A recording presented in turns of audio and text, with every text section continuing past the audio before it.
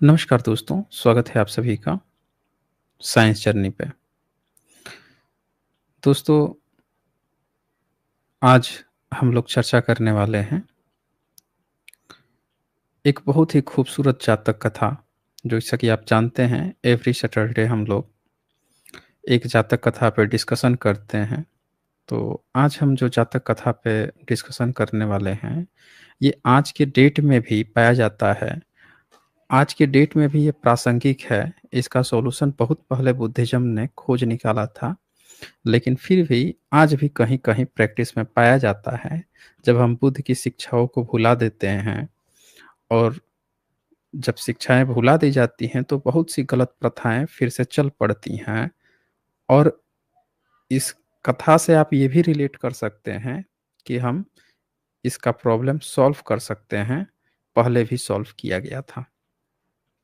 लेकिन इसका मतलब ये नहीं है कि आज जो प्रथा जिस रूप में है, यही प्रथा बुद्ध के समय भी उसी रूप में थी। थोड़ी डिफरेंट है। एक्चुअल में क्या होता है, क्राइम क्राइम होता है। अब कोई कहे कि आज की डेट में ऑनर किलिंग हो रही है, तो बुद्ध के समय में भी क्या महिलाओं को मार दिया जाता था? बाप अपनी बेटी को मार देता था, भाई अपने बहन को मार देता था, क्या ऐसा होता था? तो हो सकता है, लेकिन एग्ज़ैक्टली इस टर्म में नहीं होता था। हत्याएँ उस समय भी होती थीं, लेकिन इस टर्म में तो अचानक से आप क्या करेंगे कि दोनों को एक साथ नहीं जोड़ सकते। लेकिन कुप्रथाएँ जो हैं, उसको आप इस संदर्भ में देख सकते हैं कि वो प्रासंगिक हैं। आज भी जो कुप्रथाएँ हैं, बुद्ध के समय में भी बहुत सारी कुप्रथाएँ थीं, जिसको दूर करने का प्रयास किया गया भिक्षु संघ के द्वारा और आज भी इस तरह की चीज़ें प्रैक्टिस की जा रही हैं, जिसको दूर किया जा सकता है। तो ये दरअसल ये जो जातक कथा है, 18वीं जातक कथा है, मतकवत जातक कथा। इसमें मतक का जो मतलब है, वो है मृतक, यानी मरे हुए लोग। किसी के घर में कोई व्यक्ति चला गया है, आप जानते हैं ये दुनिया का तो रीत है, आए हैं तो जाना ही पड़ेगा। तो और यहाँ पे अगला जो वर्ड है भत, भत मतलब भात। आप सुने होंगे भात जो शब्द है या भत जो शब्द है, ये पाली-पाकित का शब्द है। इसीलिए आप देखेंगे कि बहुत सारे लोग आजकल चावल कहते हैं, समझ रहे हैं ना? लेकिन आप देखेंगे कि जो पाली-पाकित वाले प्रॉपर जो लोग हैं, वो आज भी भात ही कहते हैं। वो कहेंगे भात खाना है। दाल-भात खाना है। वो लोग चावल नहीं बोलते हैं, क्योंकि ये जो शब्द आया है, भत जो शब्द आया है, यही भत भात बन गया। इससे ये पता चलता है कि उन क्षेत्रों में जो लोग भी भात अभी भी बोलते हैं, वो प्रॉपर अभी भी बुद्ध की या बुद्धिज़्म की जो शब्द है, भात जो शब्द है, भत जो शब्द है, उसको आज भी carry forward as it is किए जा रहे हैं, बिना किसी लाग-लपेट के। तो ये एक्चुअल में इसका मतलब हुआ कि मृतक भात यानी मरे हुए लोगों के ऊपर भात खाना। अब भात खाने का मतलब सिर्फ़ चावल से नहीं है कि चावल खा लिए, उसके साथ भी तो कुछ खाइएगा ना। तो होता क्या था कि प्राचीन काल में सब लोग आप जानते हैं कि शाकाहार इंसान धीरे-धीरे हुआ है। शाकाहार में भारत को शाकाहारी बनाने में बुद्धिज़्म का बहुत बड़ा रोल रहा है। तो पहले क्या करते थे लोग, ले आते थे, बकरा लाएँ, भेड़ा लाएँ, काटें, काट के लाके मज़े से भात के साथ चबा-चबो के खाते थे। तो इसको कहा जाता था, आप देखेंगे कि बहुत सारे राज्यों में जैसे राजस्थान राज्य है, तो उसके यहाँ कानून बाकायदे बना हुआ है मृत्यु भोज पे, कि मृत्यु भोज नहीं करना है। ये कानून कहाँ से आ रहा है? ये दरअसल बुद्धिज़्म की ही प्रणाली है। बुद्धिज़्म ने ही रोक लगाया कि भैया आप जो हैं 2 चीज़ें यहाँ पे निवारण हुई। एक मरे हुए लोगों पे आप जो खा रहे हो, ये एक अलग मुद्दा हुआ। दूसरी यहाँ पे बात हुई कि उसमें जीव हत्या भी करके खूब मज़े से खाते थे। तो उस पे भी रोक लगाने के लिए कंबाइंड रूप से ये चीज़ें आती हैं। तो इस जातक कथा का नाम है मतकभत जातक। अब क्या कहानी कहती है? क्या है इसका एक्चुअल में जातक कथा यहाँ पे क्या बताना चाहती है?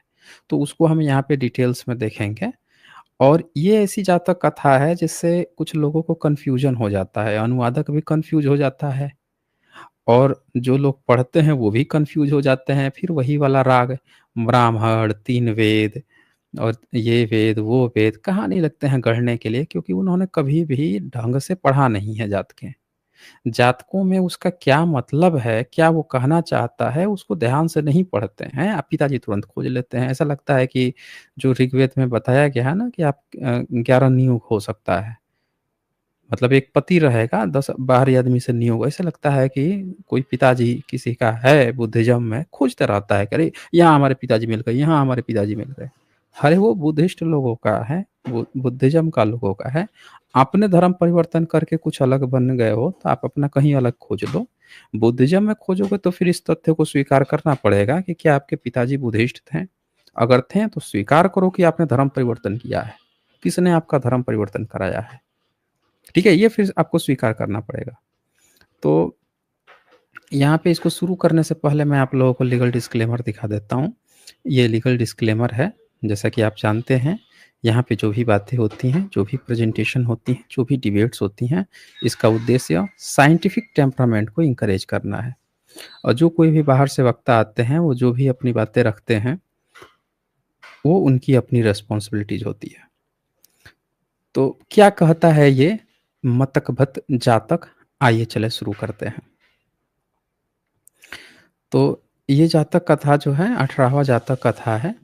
इस जातक कथा में बेसिकली बताया गया है कि जेतवन में जो भिक्षु संघ ने लिखा है, सब जानते हैं कि जातक कथाएँ थोड़ी बाद में ही लिखी गई हैं। तो इसमें उन तथ्यों को हाइलाइट किया गया जब भोज लोग करते थे, मृतक भोज जिसको आप श्राद्ध भी कह सकते हैं। और उसमें क्या करते थे कि बकरे भेड़-बकरी मारते थे। तो शुरुआत ऐसे ही कुछ होती है कि तथागत जो है विचरण कर रहे हैं शास्ता जेतवन में, श्रावस्ती में।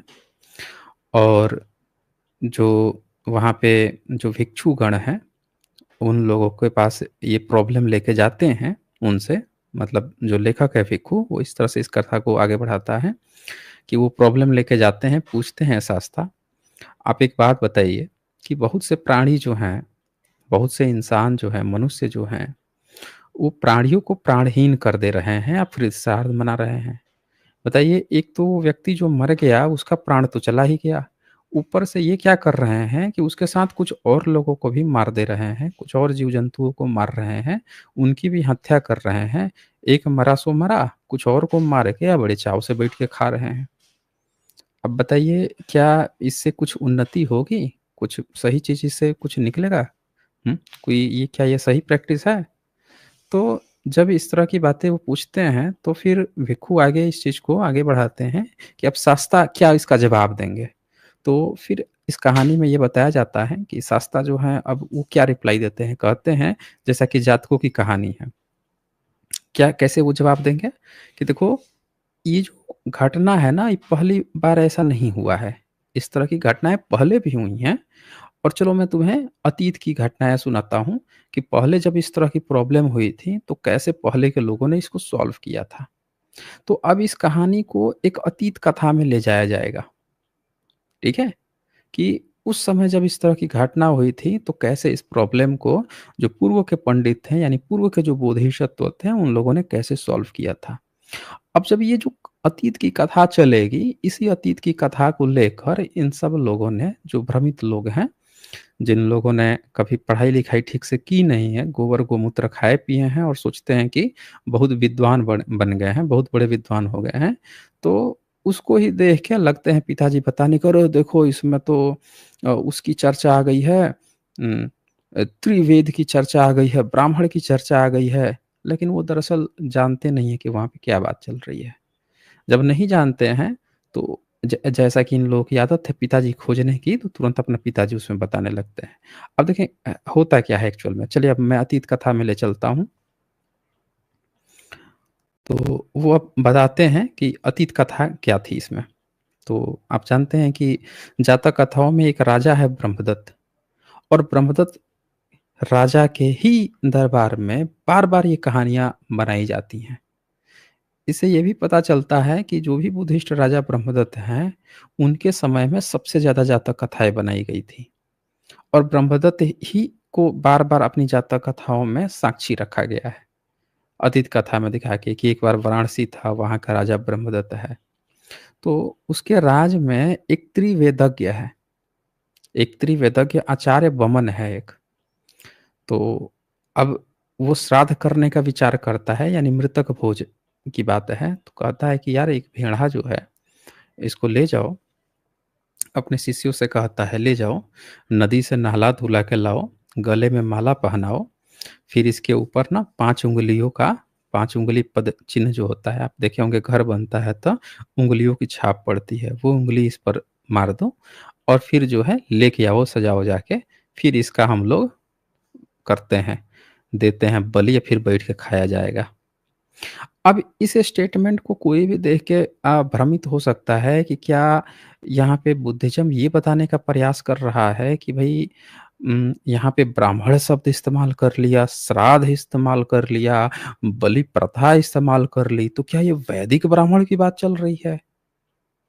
कोई भी यहाँ पे बता सकता है जैसे कि ये जो गोबर गोमूत्र प्रणाली लोग हैं, वो जैसा इसमें पिताजी खोजते हैं। आपको क्या लगता है कि किसकी बात चल रही है? खुद सोचिए। क्या यहाँ पे ये बात हुई कि चलो यज्ञ करते हैं, हवन करते हैं, फिर उसमें इस बकरे को लगाएँगे, फिर उसको बलि काटेंगे, फिर इंद्र देवता प्रसन्न होंगे। कुछ बात आई? नहीं आई। क्या बात आई यहाँ पे? यहाँ पे बात आई कि एक पवन है अपने शिष्यों से क्या कहता है कि एक भेड़ को ले जाओ, नदी से नहला-धुला के लाओ, ठीक है? और उस पर हाथ का पंचमार्क देने की बात चल रही है।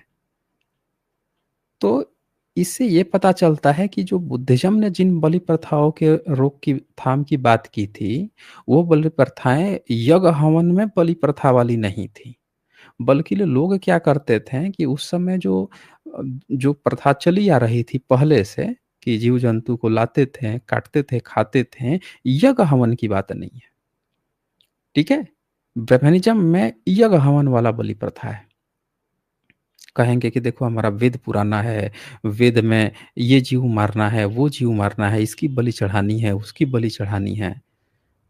अब आप कोई कहेगा कि भई देखो आज की डेट में भी तो बकरी मारते हैं किसी दुर्गा, काली के सामने ले जाके अष्टमी को काटते हैं सब खाते हैं नवरात्र में। तो क्या यहाँ पे आपको कहीं ज़िक्र आया कि अब बकरे को लेकर आओ दुर्गा जी या काली जी के सामने काटेंगे, खाएँगे? कहीं ज़िक्र आया? नहीं ये मिलेगा आपको। यानी कि आप देखें कि आज की जो परंपरा है, आज जो ब्राह्मण परंपरा अपनी प्रैक्टिस कर रहा है, उससे इस परंपरा को कोरिलेट करना कि यही चीज़ उस समय था, पूरी तरह से मूर्खतापूर्ण है। समझ रहे हैं ना? पूरी तरह से दोनों में कोई लिंक ही नहीं है। यहाँ पे देखें, फिर से आप ध्यान से समझिए। ब्रह्मदत्त जो है, ये राजा हरेक जातक कथा में आ रहा है, जो कि एक बुद्धिस्ट राजा है और इसके समय में एक त्रिवेदज्ञ है। अब यहाँ पे त्रिवेदज्ञ का क्या मतलब है? इस त्रिवेदज्ञ को भी देख के ये समझ सकता है कि ये एक्चुअल में पाली में इसका शब्द होता है त्रिविद्या। समझ रहे हैं ना? त्रिविद्या। वेद भी त्रिवेदानी भी त्रि शब्द होता ही नहीं है, ति होता है या ते होता है। ते विद्या होता है या ते विदानी होता है। समझ रहे हैं ना? कभी भी यहाँ पे 3 वेद जो ब्राह्मणिकल त्रिवेद है, उसकी चर्चा नहीं होती। उनके यहाँ 3 वेद वैसे भी नहीं होता, 4 वेद होता है। अब इसको आपको और अच्छे से समझने के लिए मैं आपको ध्यान से देखेंगे आप, तो जो जातक कथाएँ हैं, उनमें ये जो 3 विद्या है कि कोई भी इन 3 विद्याओं का जो ज्ञानी है, कौन लोग हैं? कौन है जो इस त्रिविद्या में निपुण होते हैं, 3 तरह के? आज की डेट में ब्राह्मण जो है अपने 4 वेद की जगह एक पर कैंची चला के 3 वेद परोस देगा, कि अरे रे! अथर्ववेद ना बुद्ध के समय नहीं लिखे गए थे, सम्राट अशोक के समय अथर्ववेद नहीं थे, इसीलिए ये जो जातक कथा उस समय बनाई जा रही थी ना, इसलिए 3 वेद लिखा है। अब बताइए आप खुद सोचिए, ऋग्वेद में ही चारों वेदों की चर्चा है। आप खुद सोचिए, ऋग्वेद में जो इनका सबसे पहला वेद है, उसी में ही चारों वेद की चर्चा है। और ये कह रहे हैं कि 3 वेद थे ही नहीं सम्राट अशोक तक और बुद्ध तक, इसीलिए इसको 3 वेद मान लेना चाहिए। दरअसल ये ना बेवकूफ़ बनाने की कोशिश करते हैं, इनकी चोरी हर जगह से पकड़ ली गई है कि वो ते विद्या या ते विदानी जो है, वो इनका त्रिवेद इनके वेद से कोई लिंक ही नहीं है।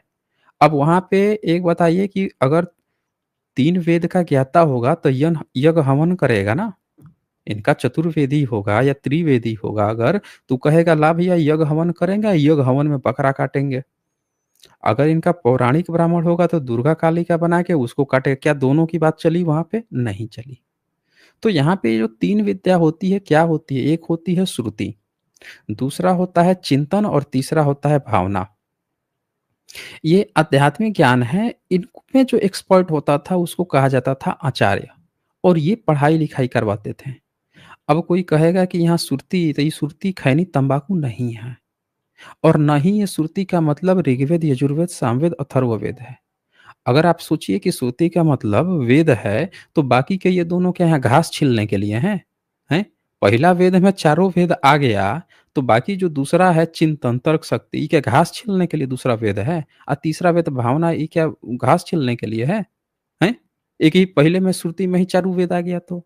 तो आप समझ सकते हैं कि कैसे इन लोगों ने झूठे प्रोपेगेंडा बुद्धिस्ट की शब्दावलियाँ उठाकर सबको बेवकूफ़ बनाने की कोशिश की है। कभी भी ये सही बात आपको बताते ही नहीं हैं। अनुवाद में बमन को ब्राह्मण कर देंगे या फिर कहेंगे देखो हमारे वैदिक पिताजी की बात चल रही है। अबे तुम्हारे पिताजी की बात चल रही होती तो तुम भी लिखे होते कि तुम्हारे बाप-दादे कभी बुद्धिज़्म में वो थे, आचार्य थे या बुद्धिस्ट को पढ़ाते थे, कभी लिखे हो अपनी किताब में? या तुम्हारे पिताजी लोग जो हैं, वो जाके बुद्धिस्ट राजा के यहाँ दरबारी थे या बुद्धिस्ट के यहाँ ये करते थे, बकरा मारते थे, हैं? कुछ भी तो लिख देते हैं कि बुद्धिस्ट से कभी बुद्धा से डिबेट किए थे, कुछ लिखे कहीं लिखा है? शंकराचार्य से पहले उसको नाम ही नहीं पता है। समझ ना? शिवलिंग शंकराचार्य इसके अलावा वो जानता ही नहीं है। कहानी आपको सुनाना शुरू कर देता है। तो इसीलिए इन मूर्खों से सावधान रहें, ये झूठा प्रोपेगेंडा फैलाते हैं। अब हम आगे बढ़ते हैं, अब यहाँ पे क्या होता है? तो बकरे को लाया जाता है, वो जो उसके जो शिष्य हैं, माड़वक जो हैं वो, तो ये देखिए नदी के किनारे पर सजा-वजा के नदी के किनारे पे रखा जाता है।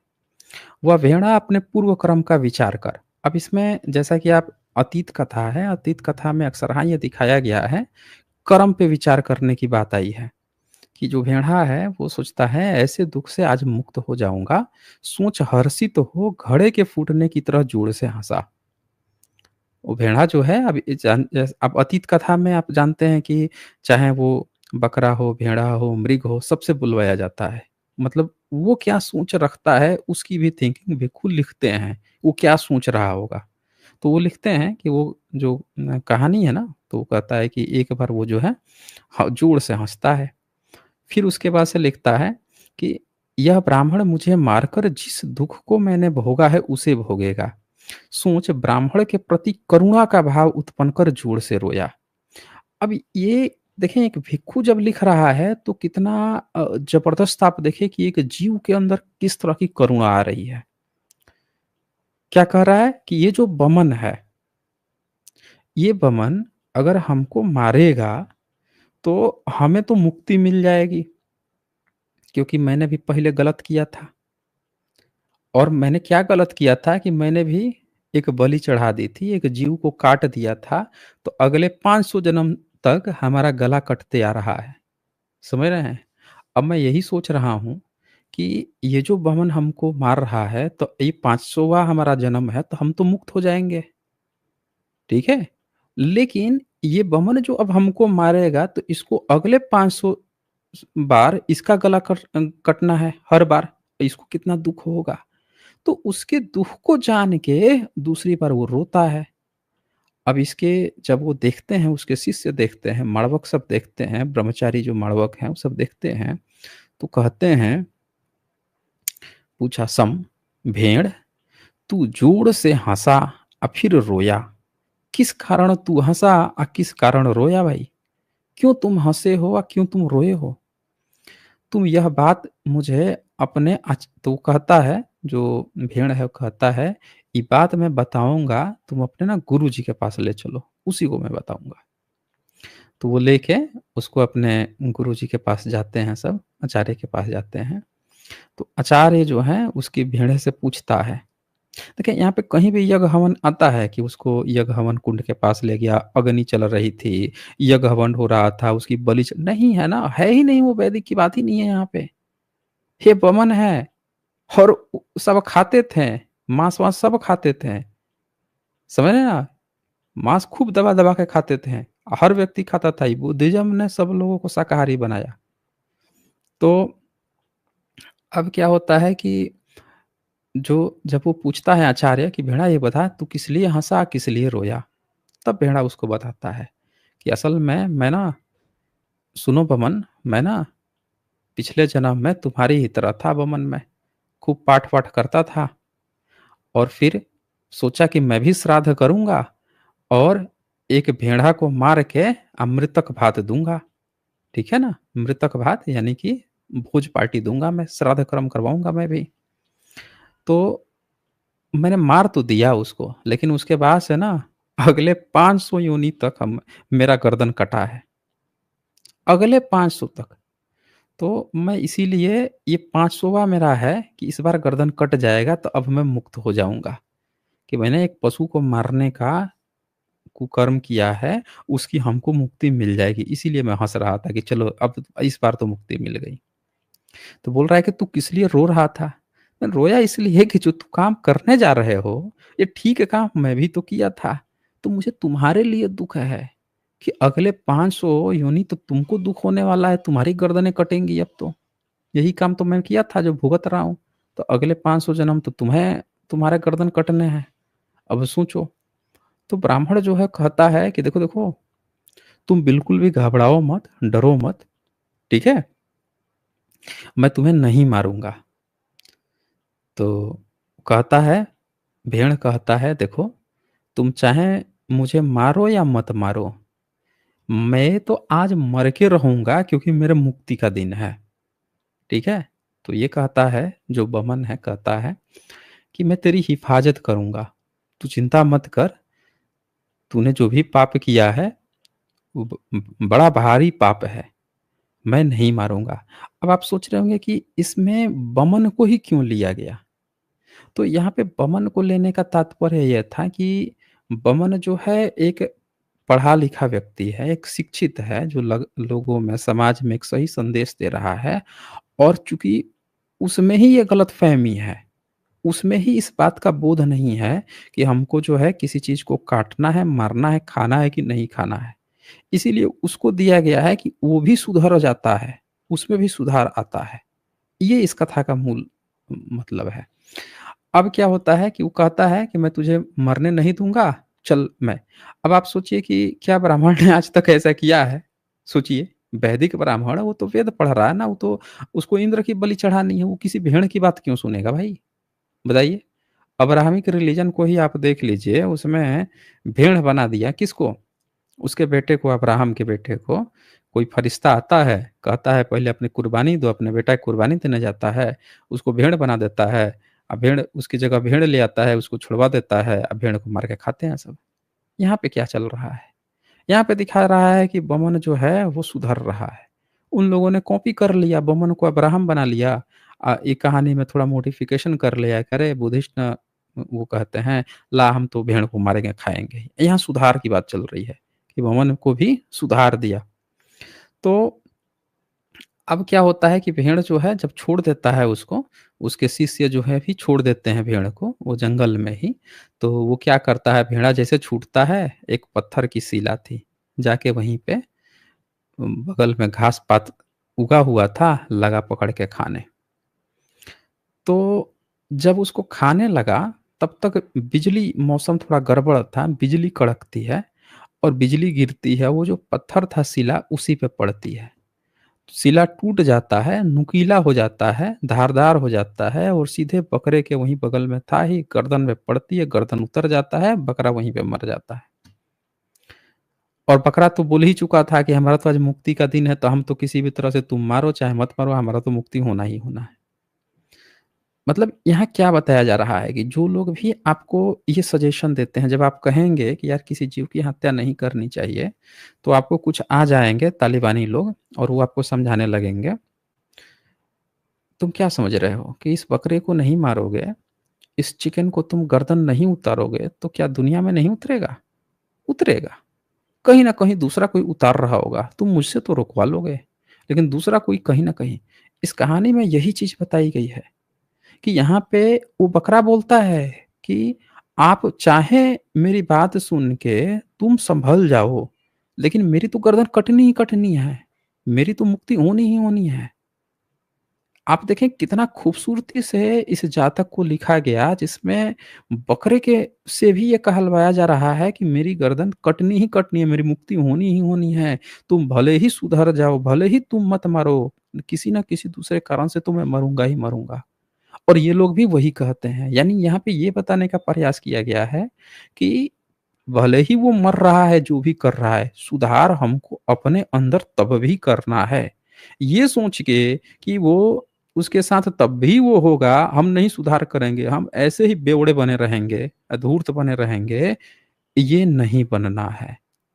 समझ रहे हैं ना? क्या दूसरे के साथ होगा, क्या चीज़ नहीं होगा, वो होगा जो होगा। लेकिन हमको उसके बावजूद भी बहाना मार के खुद की जो सुधार की क्षमता है, उसको नहीं रोकना है, बल्कि हमको तब भी सुधार करना है। अब यहाँ पे जब वो गर्दन कट जाता है, मर जाता है, तो अब यहाँ पे दिखाता है कि वो जंगल में जो वृक्ष है, वही बोधिसत्व है। वृक्ष देवता के रूप में एक तरह से बोधिसत्व है। तो चूँकि अतीत की कथा है, अतीत कहानी में बहुत ही पेड़ बना दिया जाएगा, कभी जीव बना दिया जाएगा कि वो आपको बता रहा है, ज्ञान दे रहा है, बोधिसत्व है, कभी मृग है, बंदर है, कुछ भी बना दिया जाएगा। अतीत कथा में इसी तरह से फ़ैंटेसी करके बनाया जाता है। तो वो पेड़ जो है अब वो बोलता है, वो समझाता है। कहता है यहाँ पे कि यदि प्राणी पाप कर्म से इस प्रकार के फल जानकर प्राण हानि न करे, तो देखें ये क्या कहता है, गाथा कहता है, एवं चेसता जानेयु दुखाय जाति संभवो। यहाँ जाति का मतलब जन्म होता है। न पाणो पाणिन हय हयचो प्राणघाती ही सोचती। अब यहाँ पे आप देख सकते हैं, साफ-साफ यहाँ पे देख सकते हैं क्या बताना चाह रहा है कि यदि प्राणी इस बात को समझ ले कि जाति यानी जन्म लेना दुःख है, तो एक प्राणी दूसरे प्राणी की हत्या न करे, प्राणघात करने वाले को चिंतित रहना पड़ता है। अब कुछ लोग जो हैं, यहाँ पे कुछ डपोर संख जो हैं, पढ़ लो, उनको क्या लगता है कि बुद्धिज़्म में ना जन्म लेना ही दुःख बता दिया गया है कि जन्म लिए हो तो दुःख है। दरअसल वहाँ यहाँ पे प्रसंग आप देखें क्या बताया जा रहा है। यहाँ पे ये प्रसंग बताया जा रहा है, उद्देश्य क्या है कि एक बकरे ने जब बताया कि हमारा जो ये जन्म है, इस जन्म से मुझे मुक्ति मिलेगी, मुक्ति मिल जाएगी, और दूसरे सामने वाले पर क्या प्रभाव पड़ा कि वो सोचता है कि यार इसको भी सेम मैंने काम किया था, इस कारण से ये यहाँ पे है, कहीं मेरे साथ भी ऐसा ना हो, तो मुझे ये हत्या नहीं करनी चाहिए। एक हत्या का परिणाम इसको ये मिला, तो मैं भी हत्या करूँगा तो मुझे ये परिणाम मिल सकता है।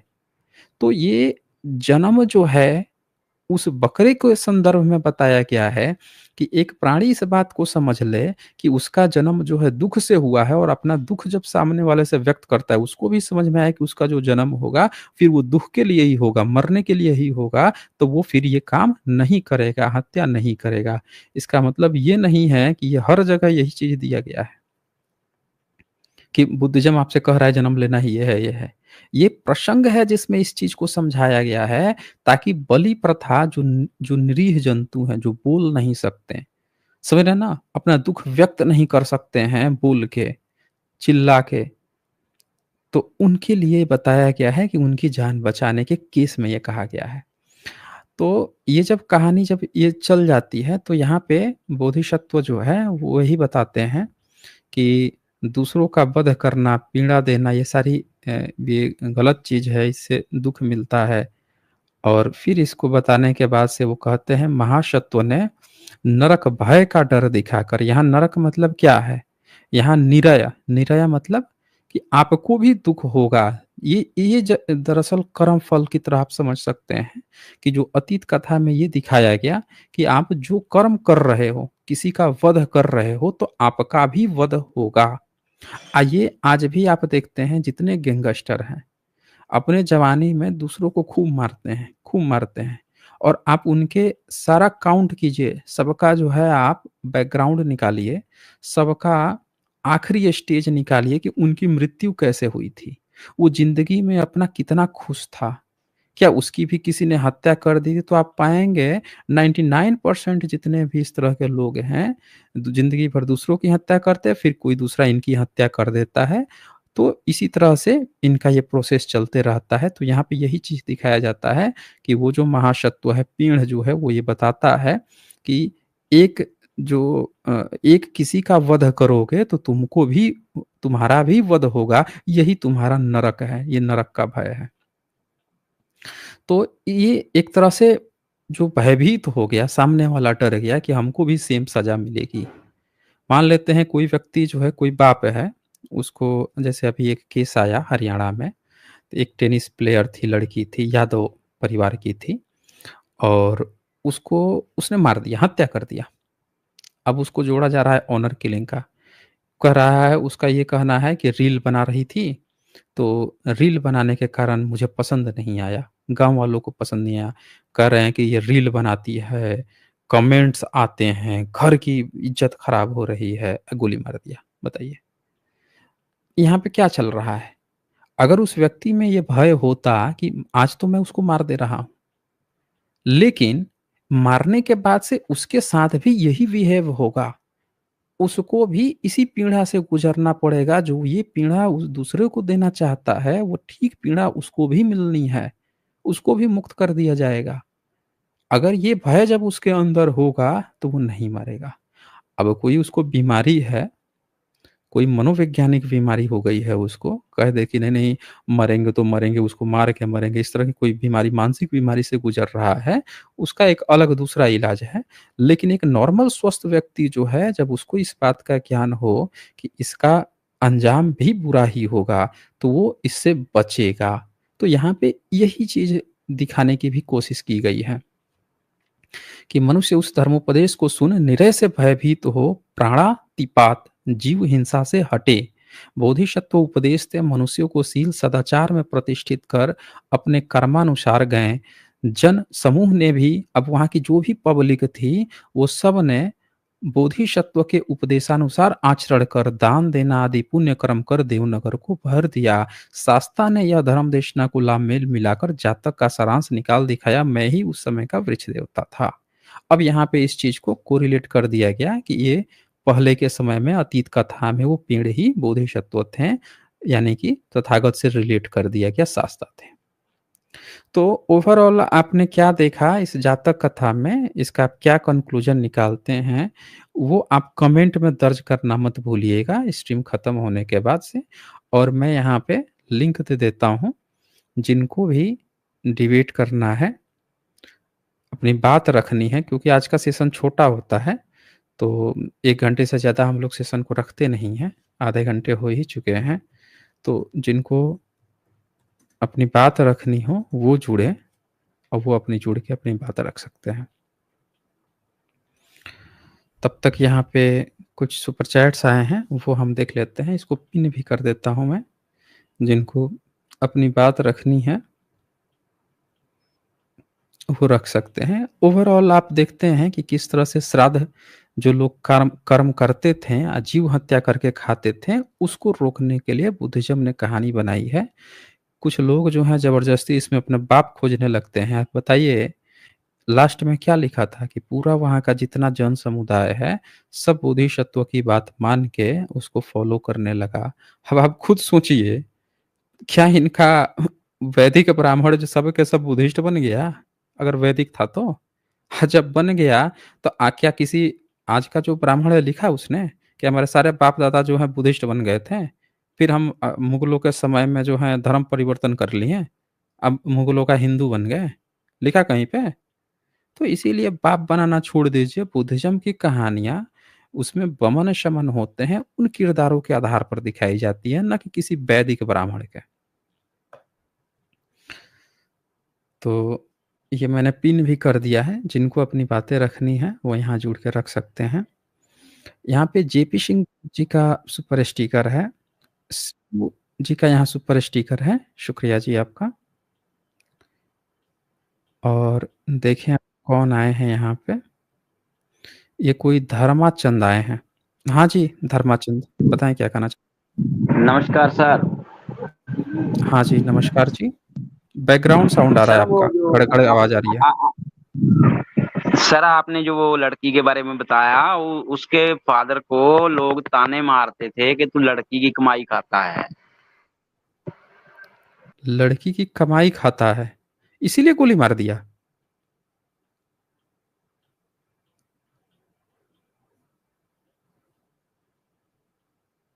अच्छा, ये चले गए क्या ये? बताइए। उसके जो कोई भी यादव परिवार है, लेकिन उस घर में तो अच्छा खासा पैसा है, हैं? लड़की की कमाई खाता है, गोली उठा के मार दिया। अरे तो लड़का का कमाई खाने में उसको क्या गर्व फ़क्र होता क्या? लड़की की कमाई खाने में उसको इतनी तकलीफ़ हो गई, गोली मार देगा? हुँ? बड़े गज़ब-गज़ब के मतलब लोग हैं इस देश में। लड़की की कमाई बताइए, दुनिया 21वीं सदी में चल गई। लड़कियाँ जो हैं कहाँ से कहाँ पहुँच जा रही हैं, अंतरिक्ष में पहुँच रही हैं और ये अभी कमाई खाने में ही परेशान हैं सब। हुँ? ये हिंदू धर्म ने इस देश को ये चीज़ दिया है, देख लीजिए अपनी आँखों के सामने। जो ब्रह्मनिज़्म को फ़ॉलो करेगा, उसके अंदर यही चीज़ होगा क्योंकि ब्रह्मनिज़्म की किताबों में लिखा है कि जो भी स्त्री का खाता है, लड़की का खाता है, उसके बारे में बहुत गलत-सलत लिखा हुआ है। समझ रहे हैं? और देखिए उसका शिकार इन्होंने कर दिया। यही बात इन्होंने वाल्मीकि रामायण में लिख रखी है, राम के लिए। 4 लोग क्या कहेंगे? सुन के राम जो है बिना कहे हुए गर्भवती बीवी को जंगल छोड़ आए, पहुँचा दिए। हैं? चीख-चीख के लिख रहा है अपनी किताबों में। तो इन लोगों ने धर्म के नाम पर लोगों में क्या हैवानियत भर दी है, आप देख सकते हैं। अच्छा, यहाँ पे कोई रोहित अमित आए हैं। हाँ जी, रोहित अमित, बताएँ क्या कहना चाहते हैं? सर जय भीम, नमो बुद्धाय सभी दोस्तों हाँ, साथियों को। हाँ जी, जी सर। बोलिए। हाँ, जी सर, मैं यहाँ पर एक कुछ चंद शब्द पेश करना चाहता हूँ यहाँ पर ब्राह्मणों के बारे में। अच्छा, ज़रूर हाँ, कीजिए। जैसा आपने सब कुछ तो बता ही दिया है, मगर मैंने टाइटल हुँ, दिया है ब्राह्मणवाद। ओके। हुँ, देश तो अपना आज़ाद है, फिर भी ये जातिवाद है। देश तो अपना आज़ाद है, फिर भी ये जातिवाद है। हिंदू, हिंदू चिल्लाते हैं सब, मगर ये तो ब्राह्मणवाद है। हुँ, ब्राह्मण के धंधे को धर्म न समझो, ब्राह्मण के धंधे को धर्म न समझो, ब्राह्मणों को बुलाना कर्म न समझो। पूजा पाठ करके पवित्र नहीं होते, पूजा पाठ करवा के पवित्र नहीं होते, ब्राह्मण को देके अपनी दौलत नहीं खोते। मंत्र बोलने अगर मंत्र बोलने से अगर होता कोई शुद्ध, फिर तो देश में होता नहीं कोई अशुद्ध।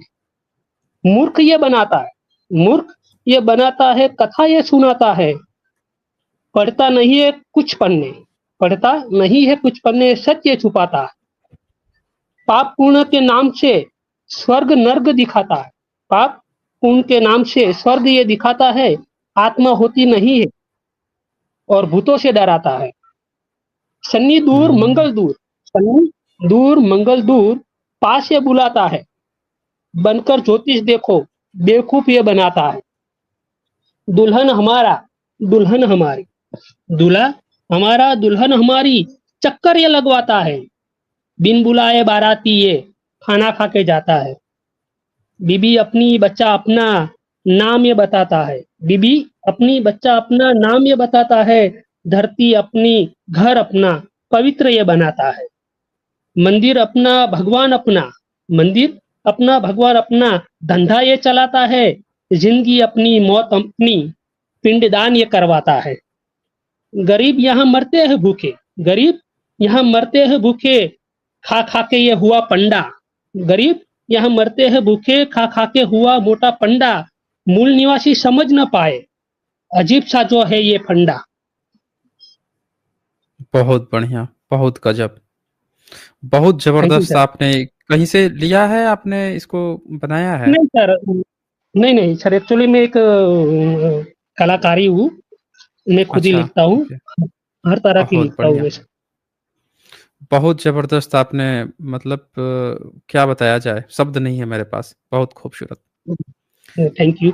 और सर एक हाँ, मैं जानना चाहता था, आपने आपका मैंने कल देखा था स्ट्रीम में कि ये हुँ, जो संस्कृत भाषा है वो अपनी बुद्धिस्ट भाषा है, तो हाँ जी। उसके बारे में थोड़ा सा क्लियर करना था सर। आपको मुझसे पूछना है या मुझसे जी, आप सर, जानना चाह रहे हैं? मुझे आपसे जानना चाहता हूँ मैं कि आपने कहा हुँ, था हुँ। कि संस्कृत भाषा जो है वो बुद्धिस्ट भाषा है हुँ, लैंग्वेज हुँ, हुँ। ऐसा ही कुछ। हाँ, हाँ, तो उसके बारे में सर मैं थोड़ा क्लियर होना चाहता मैं आपको बता देता हूँ।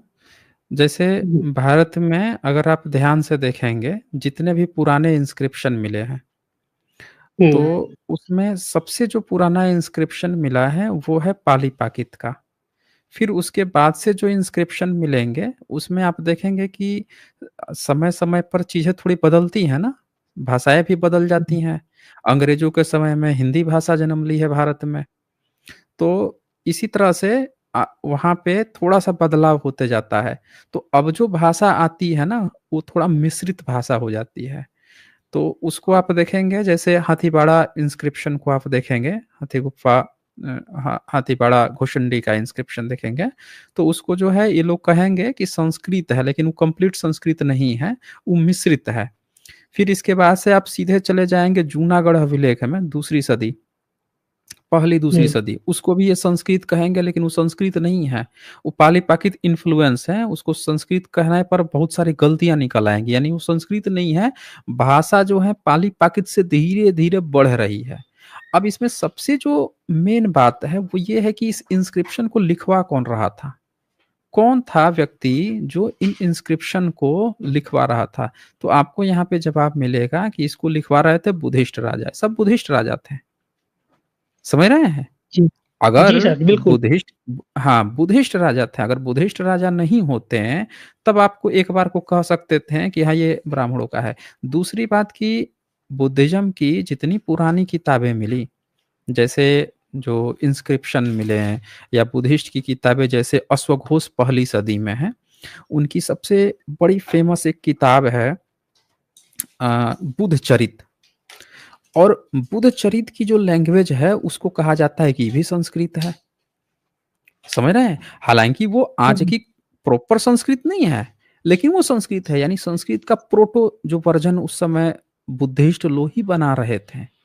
पाली-प्राकृत, देन वो भाषा जो है आगे चल के संस्कारित हो रही थी और इसीलिए उसका नाम संस्कृत पड़ा। संस्कृत का मतलब खिचड़ी आप समझते हैं? खिचड़ी क्या होता है?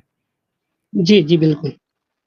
एक तो होता है हुँ, डीवीसी, दाल-भात-चोखा, ठीक हुँ, है? हुँ, और एक होता है खिचड़ी। तो हुँ, रोटी, सब्जी, दाल, दाल-भात चोखा ये अपना एक अलग आइटम हो गया खाने का। एक होता है खिचड़ी यानी सब चीज़ मिला के उसमें डाल दो। तो जो संस्कृत जो शब्द है ना, वो क्या हुँ, है कि पहले से ही कोई चीज़ बनी-बनाई भाषा है, उस सबको मिलाया जा रहा है, संस्कृताइज़ किया जा रहा है या उसी में थोड़ा-सा चेंज किया जा रहा है। अब जो नया प्रोडक्ट बन रहा है, वो बन क्या रहा है आपका संस्कृत। अब वो जो भाषा हो रही है। नामकरण से आप पहचान सकते हैं जैसे पाली-प्राकृत है। प्राकृत मतलब क्या हुआ? प्राकृत मतलब जो प्रकृति से निकला। समझ हुँ, रहे हैं ना? हुँ, बच्चा जैसे बच्चे को आप हुँ, कहिएगा ना बेटा धर्म बोलो, तो बच्चा पता है क्या कहेगा? धम। वो हमेशा ही कहेगा धम, धर्म कभी नहीं बोल सकता।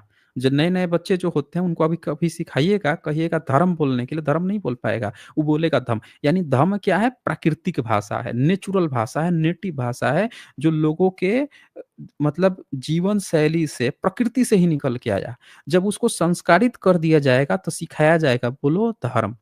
अब जैसे 3 स होते हैं ना, एक होता है तालव्य हुँ, श, एक होता है मूर्धन्य श या पिटचिरवा स और एक होता है दंती स। दंती स मतलब जो सिंपली आप स प्रयोग करते हैं जैसे स्कूल में, हुँ, हुँ, स्कूल होता है उसमें जो स प्रयोग करते हैं वो दंती स। तो ये नेचुरल है। ये जो स है ना, दंती स वो हुँ, नेचुरल है। तो पाली-प्राकृत में हमेशा यही स पाया जाएगा। लेकिन जब संस्कृत में आप उसको लिखने की कोशिश करेंगे, तो वो आप देखेंगे कि वो तालव्य श आ रहा है, फिर मूर्धन्य श का भी प्रयोग हो रहा है। समझ रहे हैं ना? यानी कि जी, जी, आप एक नेचुरल स को थोड़ा-सा साउंड उच्चारण इधर-उधर करके आप थोड़ा-सा और बदल रहे हैं कि अब 3 तरह का स आ रहा है। तो नेचुरल में स आएगा और उसी में संस्कारित किया गया तो अब श हो रहा है, श हो रहा है, बदल रहा है, उच्चारण शैली बदल रहा है, यानी ये बाद वाले संस्कारित हो रहे हैं। तो प्राकृतिक भाषा वो होती है जो नेचुरल होती है, तो पाली जो है ना प्राकृत भाषाओं में डोमिनेंट भाषा है, क्योंकि बुद्धिज़्म ने इस पर काम किया, यानी ये प्राकृतिक भाषा है। और संस्कृत का मतलब ये हुआ कि पहले से पाली-प्राकृत ये जो भाषाएँ थीं, ऑलरेडी थीं, इनको जब संस्कारित किया गया तब जाके संस्कृत बनी। अब सवाल ये है कि उस समय भाषा पे काम कौन कर रहा था? लिखा-पढ़ी का काम कौन कर रहा था? व्याकरणाचार्य कौन लोग थे? तो क्या एक भी सबूत ब्राह्मणों को मिला? ब्राह्मण की लिखावट का मिला? उनकी किताबों का मिला? नहीं मिला। किसका मिला? अश्वघोष की किताब मिल रही है बुद्धचरित, जो संस्कृत में, सौंदर्य नंदन किसमें है? संस्कृत में है। इसी तरह से आप जैसे-जैसे आगे बढ़ते जाएँगे, जूनागढ़ का इंस्क्रिप्शन कौन लिखवा रहा है? तो वो भी बुद्धिस्ट राजा लिखवा रहा है। आप सारे राजाओं को हाथीवाड़ा इंस्क्रिप्शन कौन लिखवा रहा है? बुद्धिस्ट लिखवा रहा है। सुगन राजे का अभिलेख कौन लिखवा रहा है? बुद्धिस्ट लिखवा रहा है। एक बेसनगर है वहाँ पे मध्य गुजरात में। प्रदेश में, अच्छा। मध्य प्रदेश में बेसनगर। वहाँ पे एक इंस्क्रिप्शन मिला जिसको ये लोग कहते हैं विष्णु स्तंभ है। लेकिन उसकी लैंग्वेज किसमें है? तो पाली-प्राकृत में है। अब देखिए इनको अपना धर्म बता तो दिए हैं कि हमारे विष्णु की बात लिखी है, लेकिन लैंग्वेज पूछिए तो क्या कह रहे हैं? पाली-प्राकृत में लिखी है। अब आप खुद सोचिए कि पाली-प्राकृत में विष्णु की बात लिखी जा रही है ईसा से 100 साल पहले, क्या आपका संस्कृत उस समय नहीं था क्या? फिर इनका वेद कैसे था उससे पहले? इनका उपनिषद कैसे था उससे पहले? जब इनको विष्णु की बातें जो है पाली-प्राकृत में लिखनी पड़ रही हैं तो। संस्कृत में उस समय बुद्धिस्ट लोग आगे लिख रहे हैं, अश्वघोष जो है संस्कृत में लिख रहे हैं चीज़ें। हुँ, तो आप नालंदा यूनिवर्सिटी को पढ़िए, नालंदा यूनिवर्सिटी में आए थे इत्सिंग आए थे 690 के करीब में, पहले ही आ गए थे, 690 में गए हैं इत्सिंग। वो वहाँ से जो आज के समय में पीएचडी होता है वो करके गए थे उस समय की। अपनी 40 हुँ, थीसिस लिख के गए थे और उस 40 थीसिस में उन्होंने संस्कृत के बारे में खूब डिटेल से लिखा। पूरे भारत के भाषाओं के बारे में पूरे डिटेल्स में लिखा, सारे व्याकरणाचार्यों के बारे में डिटेल्स में लिखा। उससे एक बात क्लियर हुई कि भारत में देखें कितना ये सब झूठा प्रोपेगेंडा फैला रखे हैं। उन्होंने बताया कि पाणिनि ने जो लिखा था, वो बुद्धिस्ट विश्वविद्यालय में पढ़ाए जाते थे और पाणिनि जो हैं, वो खुद ही एक तरह से बुद्धिस्ट ही थे, ब्राह्मण वैदिक ब्राह्मण नहीं थे। फिर उन्होंने हुँ, बताया कि उनकी किताब का टीका उनने किया, ज्यादित्य ने किया और ज्यादित्य कौन है? वो बुद्धिस्ट है। वो बता रहे हैं कि आगे चल के उस ज्यादित्य की किताब जो है, उनके आने से जस्ट 30 साल पहले मरे हैं, यानी 661 के करीब में वो मरे थे, 661 में। फिर बोलते हैं कि ज्यादित्य की किताब को पतंजलि ने टीका किया। अब देखें पतंजलि 7वीं सदी में है। हुँ, इन्होंने क्या बताया कि पतंजलि है ईसा से 200 साल पहले, अब पुष्यमित्र शुंग का दरबारी था। अब देखिए कितना बड़ा हेर-फेर हो रहा है। वो बता के जा रहा है कि उसने जो लिखा वो 7वीं सदी में लिखा और उनके समकालीन में था। ए टू जेड डेटा देके जा रहा है। महाभाष्य बता रहा है कि वो चीज़ें पढ़ाई जा रही है। पाणिनि का ही चूर्णी टीका है, ये भी लिख के जा रहा है। ये भी वही चीज़ बता रहा है, लेकिन क्या बता रहे हैं कि पुष्यमित्र शुंग का दरबार। पुष्यमित्र शुंग का आज तक कोई सबूत नहीं मिला। ना पतंजलि का आज तक सबूत मिला ईसा से 200 साल पहले। यानी ये संस्कृत भाषा को खींच के पीछे ले जा रहे हैं। जो चीज़ 7वीं सदी में है, उसको खींच के ईसा से 200 साल पहले ही लोग फिट कर रहे हैं। हुँ, तो ये क्यों ऐसा कर रहे हैं? ये हमेशा ये प्रयास किए हैं पैरेलल में दिखाने का कि भारत के जो मूल निवासी इसीलिए अनपढ़ हैं कि तुम लोगों की भाषा अलग थी। हम इसीलिए पढ़े लिखे हैं, प्राचीन काल से पढ़े लिखे हैं क्योंकि हमारी भाषा संस्कृत थी। समझ रहे हैं? हुँ। तो इस जी, जी, जी। गलतफ़हमी को हाँ, इसी गलतफ़हमी के कारण भारत के सारे बहुजन लोग जो हैं भ्रमित हो गए और सही से फाइट आज तक खड़ा नहीं कर पाए। नहीं तो ये जो आज हम लोग जहाँ पे खोज रहे हैं, ये फाइट अगर आज से 50 साल पहले खड़ा हुआ होता, तो अभी तक ब्राह्मणिज़्म का टाटा बाय-बाय हो चुका होता। इन्होंने हुँ, सबको इस बात को भ्रमित कर दिया कि संस्कृत का मतलब ब्राह्मण, ठीक है? जबकि हुँ, हुँ, संस्कृत में बताइए कि संस्कृत का मतलब ब्राह्मण है, तो अश्वघोष जो है बुद्धचरित काहे संस्कृत में लिख रहे हैं? अश्वघोष के समय में ब्राह्मणों की एक भी किताब नहीं मिली है जो संस्कृत में लिखी हो। बोअर मैनस्क्रिप्ट मिलती है, स्पिट्ज़र मैन्युस्क्रिप्ट मिलती है, इतनी सारी मैन्युस्क्रिप्ट मिलती हैं, लिपि इन लोगों की धम्म है, धम्म लिपि है। लिखावट जो है वो संस्कृत है, हाइब्रिड संस्कृत है। अब बताइए आपकी ब्राह्मण की किताब में आज तक धम्म लिपि का ज़िक्र ही नहीं है, वो कह रहा है कि हम लिखते ही नहीं थे कभी। वो कह रहा है कि कभी लिखता ही नहीं था। लिखा हुआ मिल रहा है, लिखा किसके बारे में है? तो बुद्धिस्ट के बारे में। अब बताइए बुद्धिस्ट लोग संस्कृत में लिख रहे थे, ब्राह्मण कभी लिखा नहीं तो ब्राह्मण की भाषा वो कैसे हो गई? बोलिए।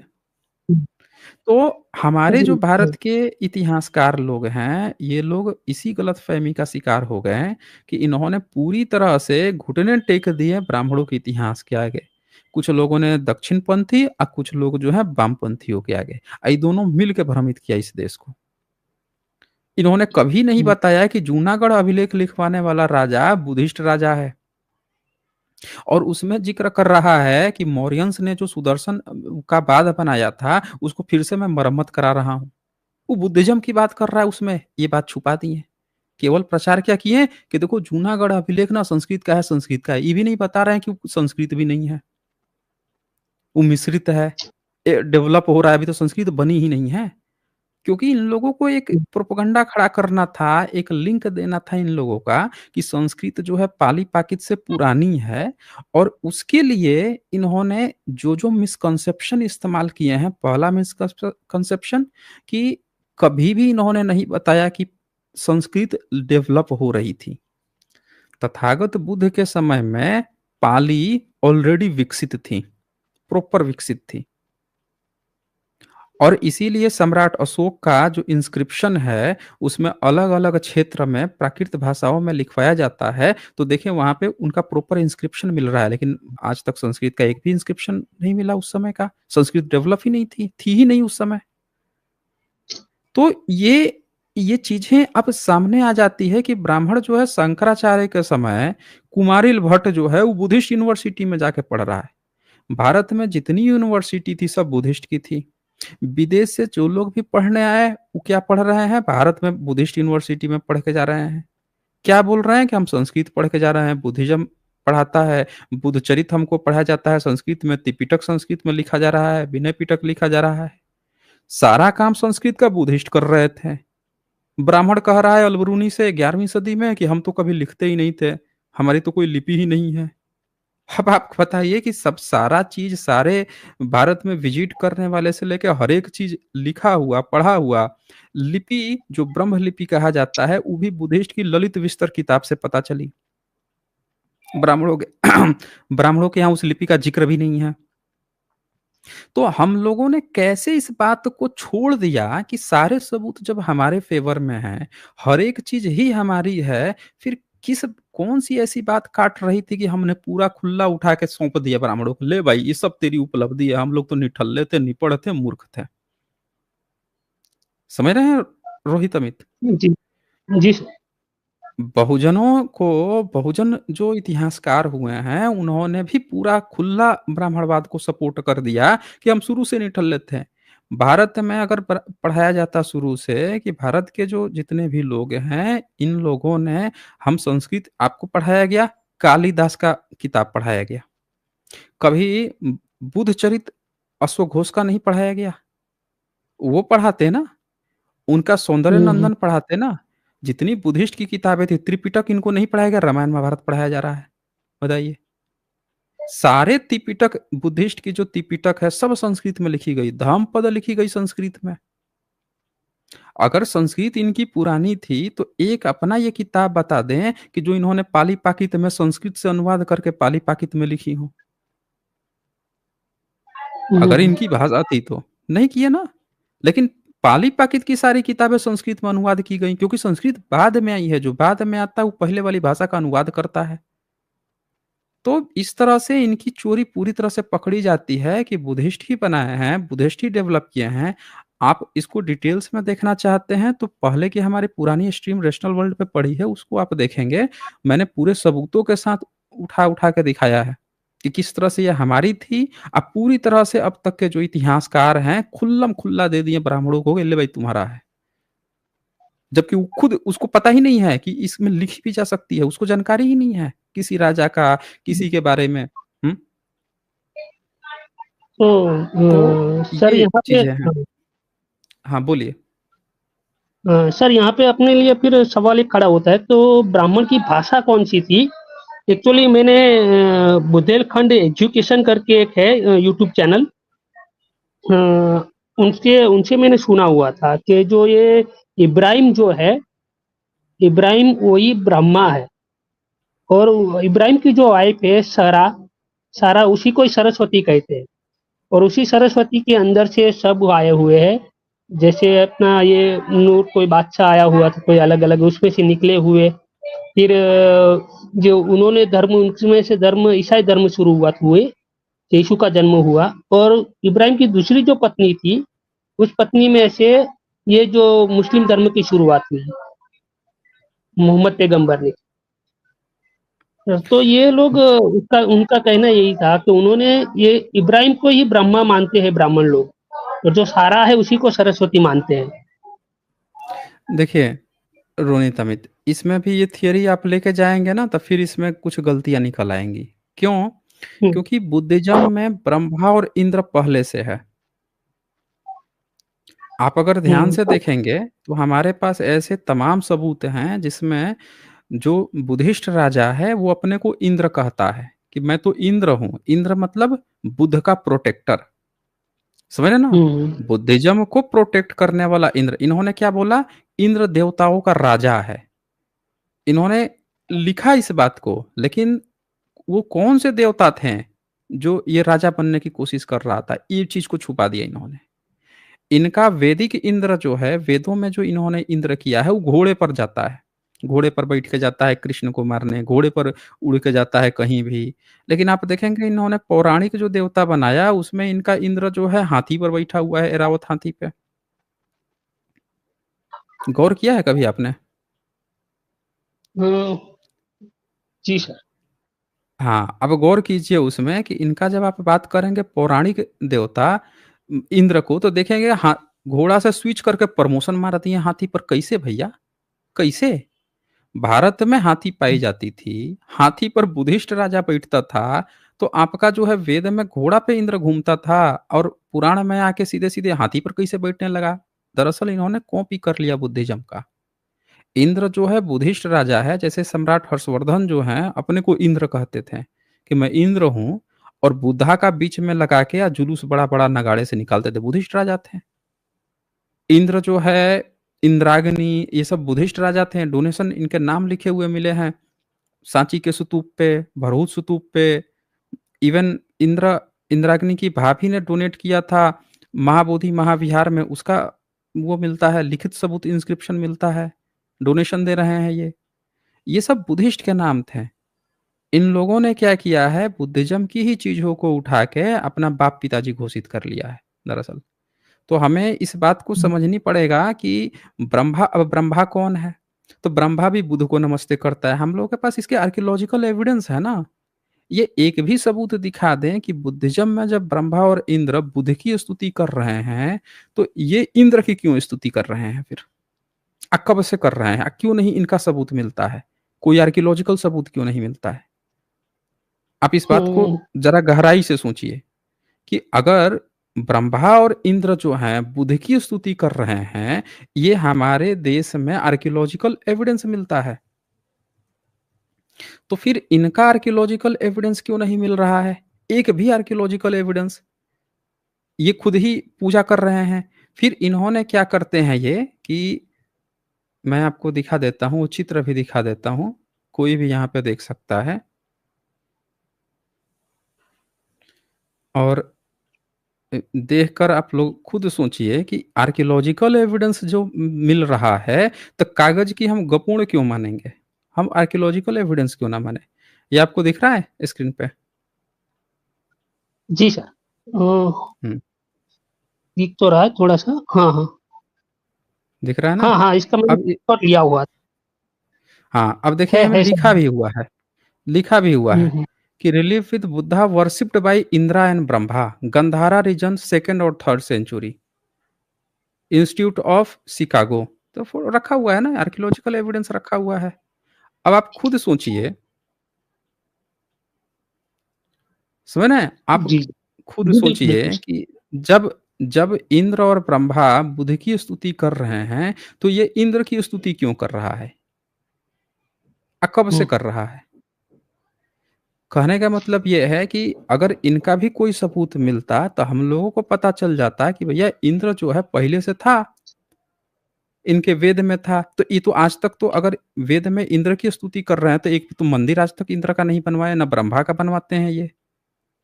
इनके यहाँ नहीं मिल रहा है, बुद्धिज़्म में मिल रहा है। और इन दोनों के स्तूप बनते थे, वेनसोंग अपनी आँखों से देखे हैं गंधारा में। तीनों के स्तूप मिलते थे। एक रहता था ब्रह्मा, इंद्र बीच में तथागत बुद्ध रहते थे।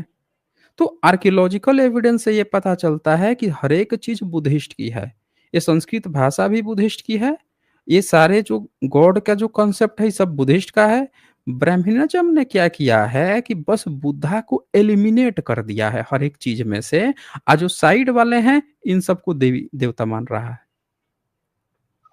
अब उसने क्या किया कि बुद्ध को हटा के विष्णु लेके आया। ध्यान दीजिएगा इस बात को। क्या किया है यहाँ पे? हटा दिया। तथागत बुद्ध को विष्णु ले आया। अब इंद्र पे दौड़ के जा रहा है किसके पास? विष्णु के पास। विष्णु बचा लीजिए, बचा लीजिए। वो ये वाला असुर जो है आ गया है, घुस घुस गया है, मेडिटेशन कर रहा था हमारे इंद्रलोक पे, वो कर लेगा, विष्णु बचाइए। तो विष्णु अवतार लेके जा रहा है बचाने इंद्र को, राजपाट। ये देखा है ना आपने? हाँ, हाँ। सुना भी होगा। तो उसने क्या किया ब्रह्मनिज्म ने कि तथागत बुद्ध की जगह पे विष्णु फिट किया। अच्छा, विष्णु की मूर्ति कहाँ से लाया? तो ये जो अवलोकितेश्वर बुद्ध हैं, उनको लाके फिट कर दिया। आप ध्यान से देखिए ना कि ब्राह्मण ने कैसे खिलवाड़ किया है। हर एक चीज हमारी है। बस उसने क्या किया कि बुद्धिस्ट में उजान गया कि बुद्धिस्ट में बुद्ध सबसे बड़ा नाम है। तो सबसे पहले बुद्ध को हटा दो। अब बुद्धिस्ट की ही बाकी चीजों को दिखा के अपना बताने लगो, हमारा है, हमारा है, हमारा है। खाली बुद्ध अगर हट गया, तो हम बड़े आसानी से कह देंगे कि देखो ये सब हमारे हैं।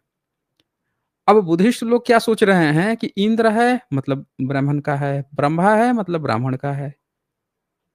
लेकिन ये दोनों तो स्तुति कर रहे हैं बुद्ध की। ये तो हमारे पास आर्कियोलॉजिकल सबूत मिल रहा है ना।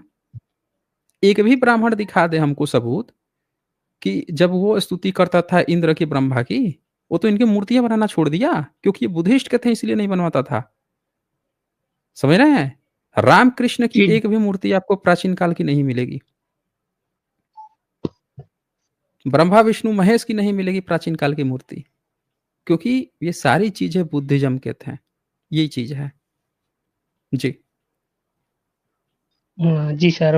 एक्चुअली पूरा इतिहास ऐसे तो मैं लिखता हूँ, यानी कि शॉर्ट में हम्म लिख के रखा है मैंने, कब-कब क्या-क्या हुआ है, बीसी में क्या हम्म हुआ, हम्म एडी में क्या हुआ है, पूरा ऐसे लिख के रखा है। हम्म।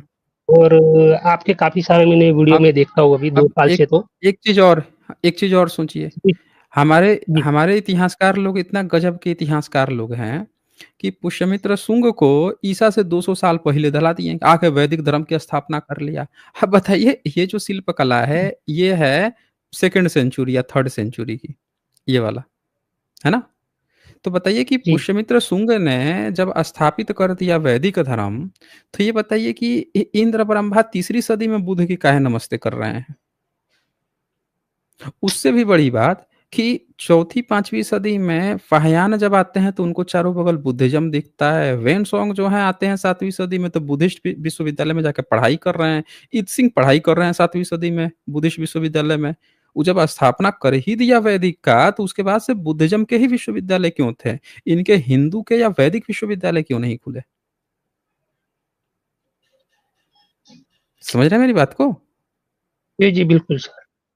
हाँ, तो तो भारत में बहुजनों को इतिहास जो है ना, पूरी तरह से जितनी किताबें लिख के बैठ गए हैं, हर एक किताब का नया एडिशन निकालें, हर किताब को फ़िल्टर करें। कभी वो लड़ाई नहीं जीत पाएँगे, झूठा गपूड़ इतिहास पे। ये उसी तरह से है हो गया कि बहुजन जा रहे थे इतिहास खोजने, रास्ते में 2-4 ब्राह्मण मिल गए। बोले कि अच्छा कहाँ जा रहे हो? अच्छा इधर? उसको पता है कि रास्ता यही है, समझा दिया, नहीं, नहीं इधर कहाँ जा रहे हो? ये वाला रास्ता है भाई, ये वाला। उल्टा निकल लिए। खुद से ही उठा-उठा के दे रहे हैं। वो इनको बता दिया कि 5000 साल कहना, 5000 साल से हम पानी नहीं पिए हैं, वो कह रहे हैं 5000 साल पहले महाभारत हुआ, 5000 साल से ये हुआ, तो 3000 साल से ये हुआ। जो-जो वो पट्टी पढ़ाया, वो पट्टी पढ़ रहे हैं।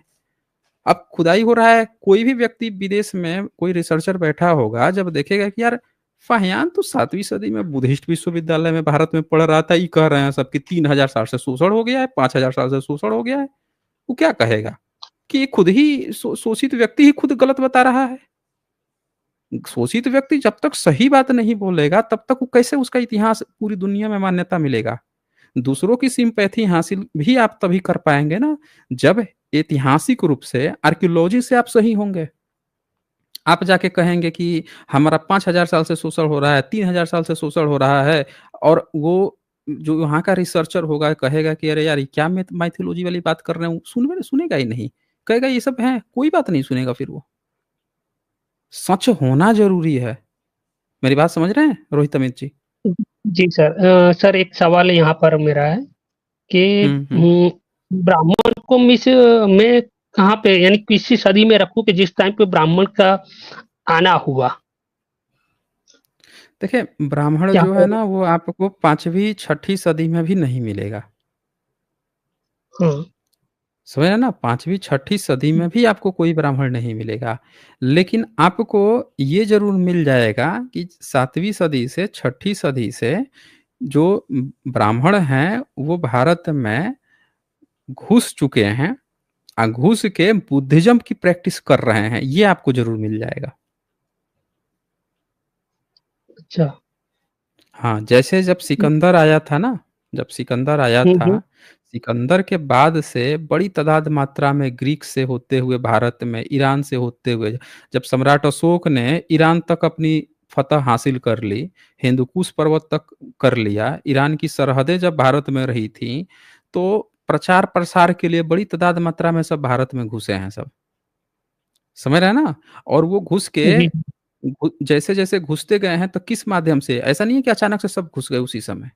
धीरे-धीरे आए हैं और आते-आते जो हैं सब के सब बुद्धिस्ट बने हैं पहले। फिर बुद्धिज़्म बन के और फिर धीरे-धीरे इन्होंने बाकायदे इंतज़ार किया है मुस्लिम्स के आने का। जब मुस्लिम्स आया है, मुस्लिम से इन्होंने डील कर ली। चूँकि भारत में घुस के ये अपने को बमन ही कहते हैं। समझ रहे हैं ना? क्योंकि हुँ, ईरान में ना वर्ण व्यवस्था चलती थी, 4 तरह की। तो वो जब उनको ये बात पता भारत में इसीलिए वर्ण व्यवस्था नहीं मिलती है आपको। आप देखेंगे ना तो चौथी, 5वीं, 6ठी सदी तक भी वर्ण व्यवस्था का ज़िक्र नहीं है, लेकिन ईरान में था वर्ण व्यवस्था। तो ये भारत में आके अपने को बमण ही घोषित करते हैं, क्योंकि इनको ऐसा आभास होता है कि बमण रह के जिस तरह से हम वहाँ पे जो वर्ण व्यवस्था के टॉप पे थे, तो यहाँ पे भी वमन कह के हम इस टॉप पे बने रहेंगे। समझ रहे हैं ना? तो ये घुसपैठ जी, का सबसे पहला जो रिएक्शन देखने को मिलता है, वो मिलता है आपको सिंधु चचनामा में, सिंधु घाटी सभ्यता में। जब वहाँ पे बुद्धिस्ट महाविहार में रहने वाला भिक्षु जो है, बमण जो है, वो जाके राजा के यहाँ वो घुस जाता है कि हम जो है हमको दरबारी बना लीजिए, हमको सलाहकार बना लीजिए। धीरे से फिर बाद में उसकी बीवी जो है उसको पटा लेता है, सेट करके फिर राजा बन जाता है चच। जब बन जाता है राजा, तो पहली बार जो उसका काम था पुरोहितगिरी वाला, अब राजा बन के अब उसको मज़ा आने लगता है। फिर वो सबसे पहले उसको डर हो जाता है कि यहाँ की जो लोहाड़ा है, जाट है, ये सब विद्रोह कर देंगे कि तू कैसे बन गया बे? तू तेरी हुँ, कैसे हिम्मत हो गई? तो उन पर रोक लगाता है कि तुमको ना हथियार रखने का हक नहीं है, तुमको घोड़े पर बैठने का हक नहीं है, तुमको मखमली कपड़ा पहनने का नहीं है। पूरा चचनामा में लिखा है, 12-13 रूल लगा देता है। अब ये रूल पहली बार भारत में आता है, यही रूल आगे चल के मनुस्मृति बन जाती है, कि शूद्रों को ये हुँ, रखने का अधिकार नहीं है, शूद्रों को वो रखने का अधिकार नहीं है।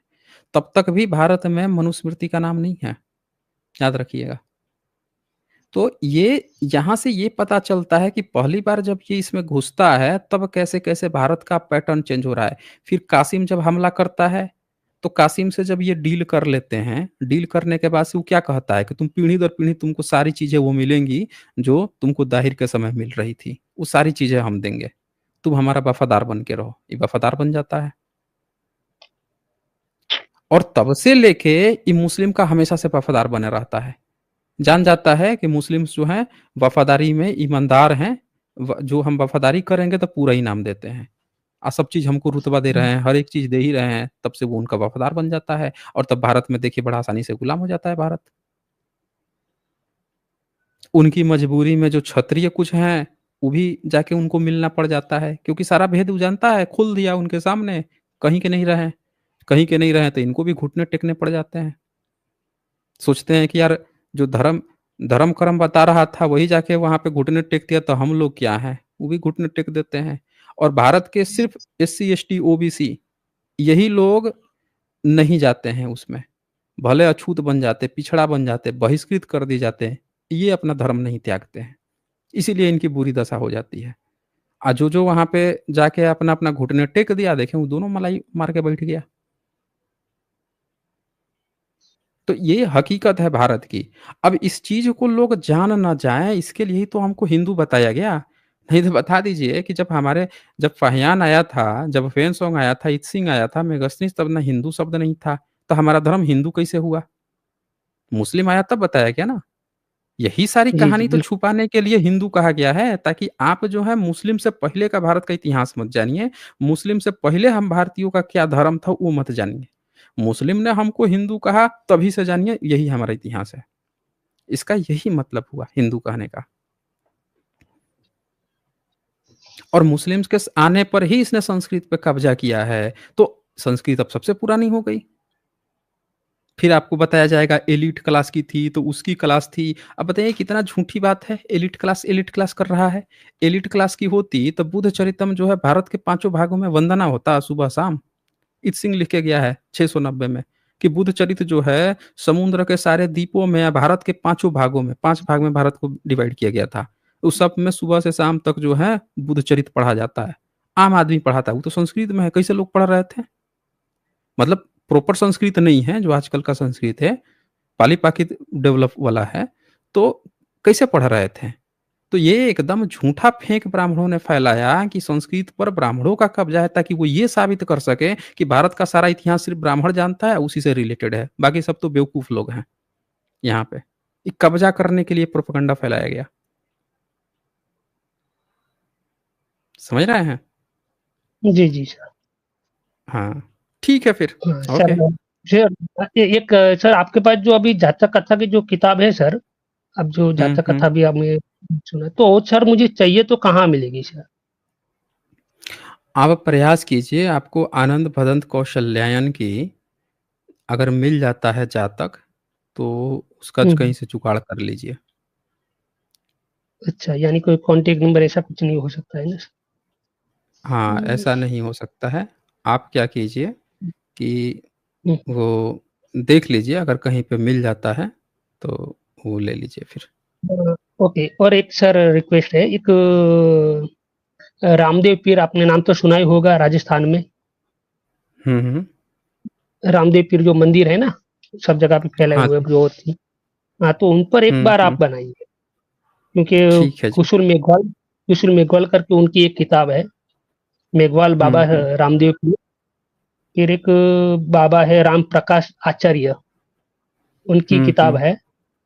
हाँ, तो ठीक उनकी एक है। बार पढ़ के है ना? ओके चलिए, थैंक यू सर। हाँ जी, थैंक यू। जय भीम, नमो बुद्धाय। हाँ, जय भीम नमो बुद्धाय जी। अच्छा, इसके बाद से यहाँ पे आज़ाद अंसारी लिख रहे हैं, आप बहुत अच्छा काम कर रहे हैं, जय भीम नमो बुद्धाय। अच्छा जी, शुक्रिया जी। तो ठीक है दोस्तों आज का तो छोटा ही सेशन रहता है, फिर आज हम लोग यहीं पे क्लोज़ करते हैं। आप लोग अपना ख़्याल रखिए, अपनों का ख़्याल रखिए, फिर कल संडे को हम लोग मिलते हैं लाइव चैट में, लाइव सीधे। बहुत-बहुत शुक्रिया आप सभी का अंतिम तक बने रहने के लिए।